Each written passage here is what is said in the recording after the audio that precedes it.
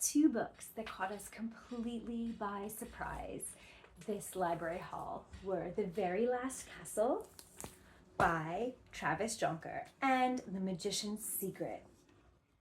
These books were absolutely fantastic. First, let me tell you all about The Magician's Secret. So, what starts out as a grandpa babysitting his little grandson and telling all these wild imaginary stories quickly turns into a beautiful invitation.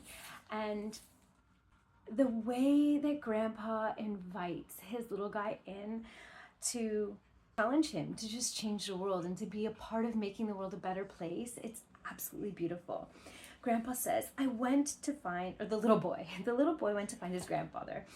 And he says, your stories are all make-believe, like mommy and daddy tell me that they're not real. And grandpa breathes a deep and heavy sigh. He says, you know, the problem with grown-ups, Charlie, they don't have faith in make-believe anymore.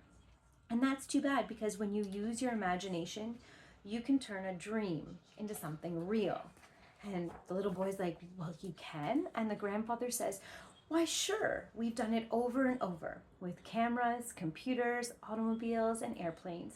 We've traveled into space and explored the deepest oceans. We've even landed on the moon. The imagination is the most powerful force in the world. Magic is all around us, kiddo, in me and in you. All you need to do is believe. You know what I like to say? Whatever you believe, you can achieve. And this book just instantly became one of our family favorites.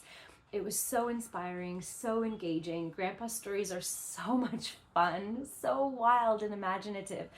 But then it shows us the power of being imaginative and where imagination can take us, and it can make the world a better and more beautiful place. Amazing book, amazing.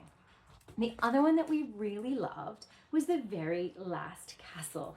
This one also took us by surprise. It's a story about the very last castle in a community and how everybody thinks that there's either monsters or snakes or giants living in the castle because they've never seen anyone go in and out. And so they all have advice for this little girl, and I believe, what's her name again? Her name is Ib.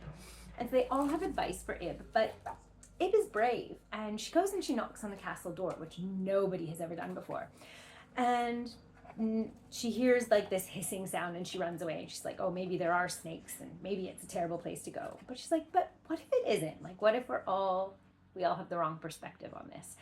And suddenly she gets an invitation to go to the castle, and everybody tells her not to go.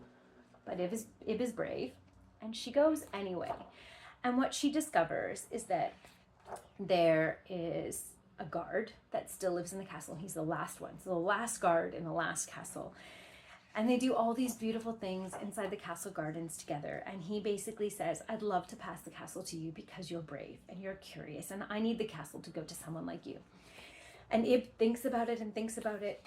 And finally she's like, okay, but I have some conditions. And at the end of the book, you see that her conditions are sometimes the guard comes out into the community, and that everybody is indeed allowed into the castle grounds, because the castle grounds are beautiful, and it alludes to the monsters and the giants, and the hissing sound is all actually in there. We just had the wrong perspective on it at the beginning. These two books, instant favorites of ours. From the library. I really hope you enjoyed this quick review.